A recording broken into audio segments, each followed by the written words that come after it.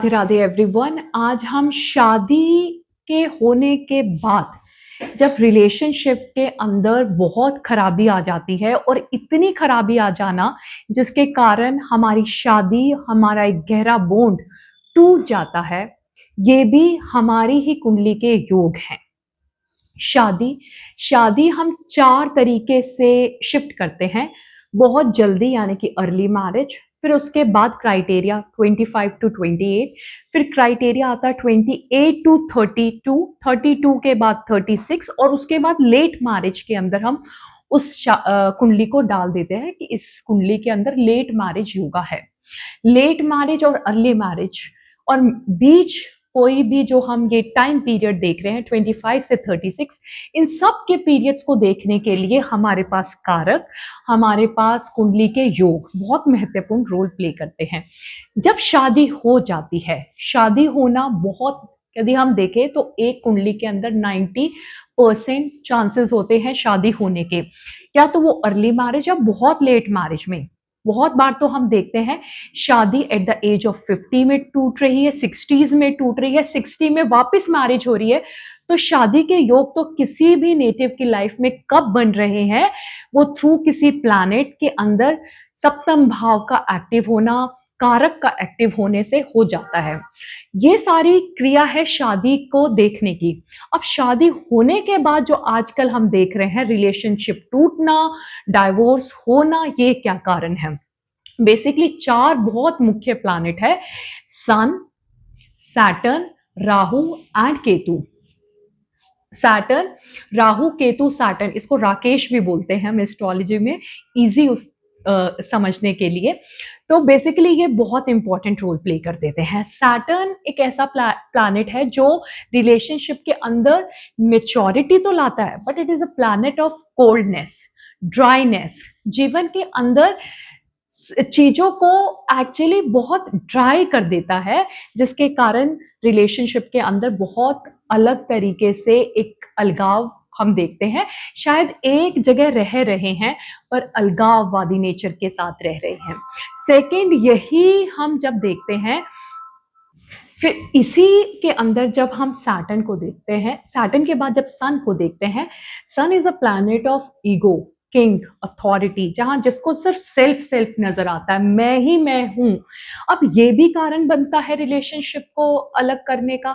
सिर्फ ये कह देना कि सप्तम में सन का बैठना वो उसके अंदर अथॉरिटी के गुण नहीं। सन कारक बनता है फर्स्ट भाव का, सप्तम का कारक नहीं है वो, जिसके अंदर टू मच सेल्फ है कि बस मैं ही हूं। सिर्फ मैं फैमिली के अंदर नहीं चलती, जब आप 2 हो चुके हो उसमें मैं का होना रिलेशनशिप के अंदर कभी भी एक टकराव का कारण बनता है, आपको एक होने नहीं देता। यही पर जो सूर्य है वो खराब रोल प्ले कर देता है। अब समझते हैं राहु और केतु।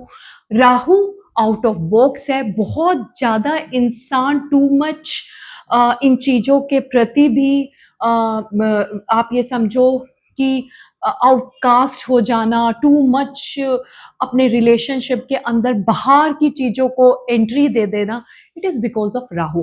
अब केतु तो इनबिल्ट फोर्टे है उसके अंदर, डिटैचमेंट, श्रिंक करवाने का, छोटा करवाने का।